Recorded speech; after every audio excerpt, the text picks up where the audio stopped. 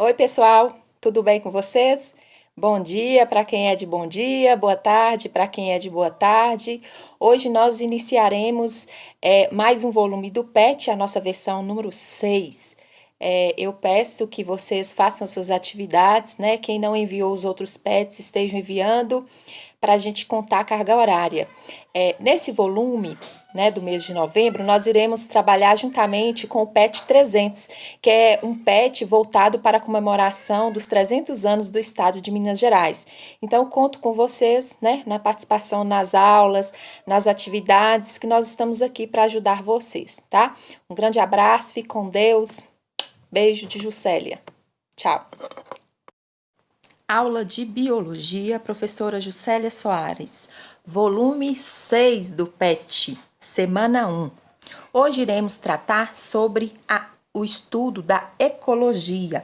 Vocês, a partir dessa aula, irão conhecer conceitos básicos em ecologia, níveis de organização dos seres vivos, níveis tróficos de um ecossistema. Vamos lá? Abrem o material de vocês. Tá lá na página tema ecologia. Não aparece a página aqui, mas vocês podem estar procurando aí na parte de biologia, tá bom? Introdução à ecologia. A palavra ecologia foi criada em 1869, né? E deriva de duas outras palavras. Oikos, que significa casa, e num sentido mais amplo, ambiente. E logos, que significa, né, que quer dizer ciência ou estudo. Assim, o que é ecologia? Ecologia significa ciência do ambiente, numa definição mais completa, a ciência que estuda as relações entre os seres vivos e o ambiente em que vivem. Também pode ser definida como a ciência que estuda os ecossistemas. Essa matéria é bem tranquila e vocês vão gostar. A maioria dos organismos pluricelulares é formado por grupos especializados de células, né? E aqui vem os níveis de organismos dos seres vivos, né?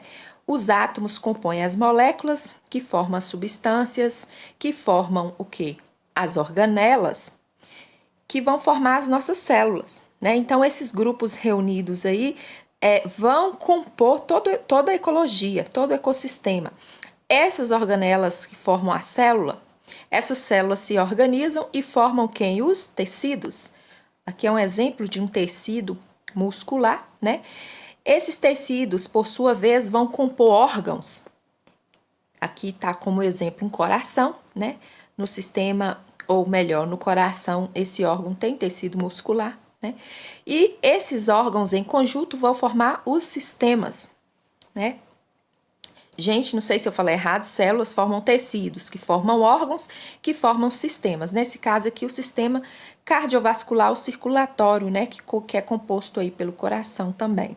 Esses sistemas em conjunto vão formar o organismo vivo, né, o ser humano no caso em questão, porque nós somos compostos por vários sistemas, nosso corpo, né?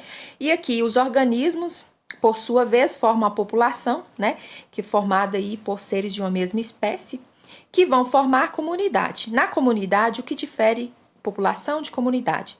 Enquanto aqui é apenas uma espécie, a comunidade vai envolver outras espécies, né? As espécies em interação.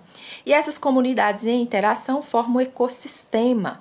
E esses ecossistemas formam a nossa biosfera, ok? Então, são esses aqui os níveis tróficos que compõem toda a ecologia. Embora a ecologia também estude como um indivíduo é influenciado pelos fatores ambientais, que fatores são esses? Temperatura, umidade, né? Nesse caso, sobrepõe-se ao estudo da fisiologia do organismo, né? A maior parte dos estudos ecológicos preocupa-se com as relações que ocorrem em níveis de organização, que vão além, né, de organismo. Aqui, na verdade, inclui comunidades, inclui ecossistemas, ok? Então, continuando o nosso assunto, Aqui vem a definição de cada um, tá? Não vou ler para não ficar muito longo o vídeo. Vou ler apenas o primeiro e o último. O que é um organismo? Cada ser vivo é um organismo, seja ele unicelular, como a ameba, ou pluricelular, como a árvore. Aí vem conceito de população, de comunidade, de ecossistema e, por último, biosfera, que é o nível de organização mais abrangente, constituído por todos os ecossistemas do planeta, ok? Então, o conceito de biosfera nos ajuda a perceber que todos os ecossistemas da Terra estão interligados, né? Só a gente voltar na figurinha lá que a gente estava... Mudei aqui, gente, aqui. Só a gente voltar na figurinha que a gente estava observando, a gente vai perceber, né? Todos os níveis tróficos aí e a interação que há entre esses organismos aqui para constituir aí a biosfera, ok?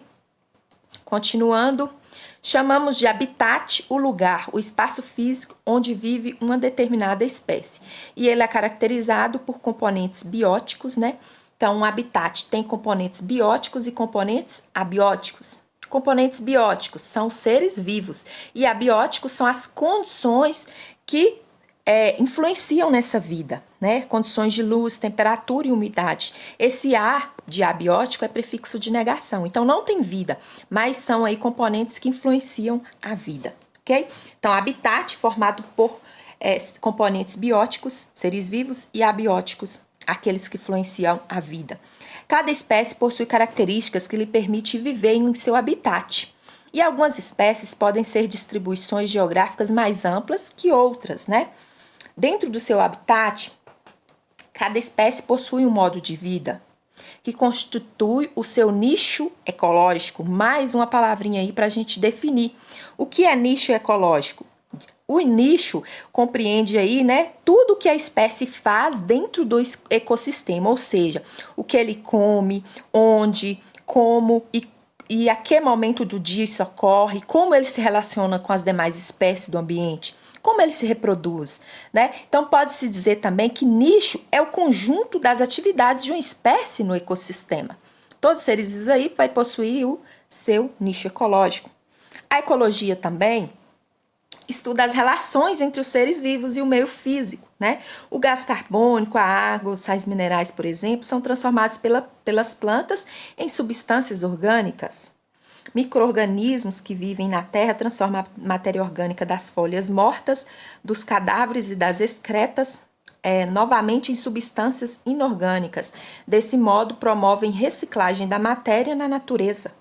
Ok? Então, nos ecossistemas, o meio biótico, que são seres vivos, está dividido em 3 categorias: produtores, consumidores e decompositores. Dando continuidade, aqui vem a definição dessas categorias aí que formam os ecossistemas, né? O meio biótico, que é um meio dos seres vivos, lembra? Então, essas 3 categorias aí: produtor, consumidor e decompositor. São esses três componentes aí que fazem parte dos ecossistemas. O primeiro, produtor. Quem são os produtores, né? Na água, por exemplo, tem as algas, que são produtoras, os vegetais, que são o meio terrestre, né? São seres autótrofos, por exemplo, os fotossintetizantes, que fixam a energia luminosa, utilizam substâncias inorgânicas simples, água e gás carbônico, e edificam substâncias orgânicas mais complexas, ok? Quem são os consumidores? Consumidor não é produtor, né? São seres heterótrofos, sendo incapazes de produzir primariamente a matéria orgânica em seu próprio organismo. Por isso, procura obtê-la por meio de outros organismos através de quê? Como que ocorre esse consumo?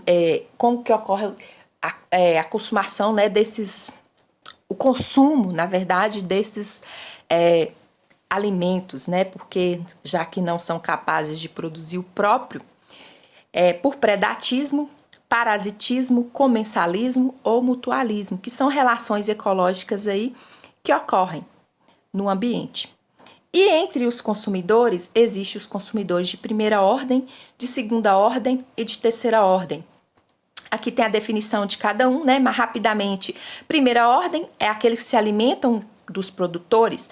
Os de segunda ordem se alimentam, obtêm os alimentos dos consumidores primários. E os de terceira ordem é porque se alimentam, né? Obtêm o alimento dos consumidores secundários. E assim vai ocorrer sucessivamente. De acordo com os hábitos alimentares, os consumidores podem ser classificados em outros grupos também. E aqui tem uma tabelinha mostrando, de acordo com os hábitos alimentares, a classificação desses consumidores. Podem ser herbívoros, que têm o hábito alimentar de plantas ou algas, carnívoros, carne, onívoros, plantas e carne, psívoros, né? Peixes, hematófagos, que se alimentam de sangue, coprófagos, que se alimentam de fezes, e detritívoros, que se alimentam de detritos, ok? Então, aqui vem o último grupo que compõe aí esse ecossistema, essa categoria do decompositor. A palavra também já remete ao que significa, né? É algo que se decompõe.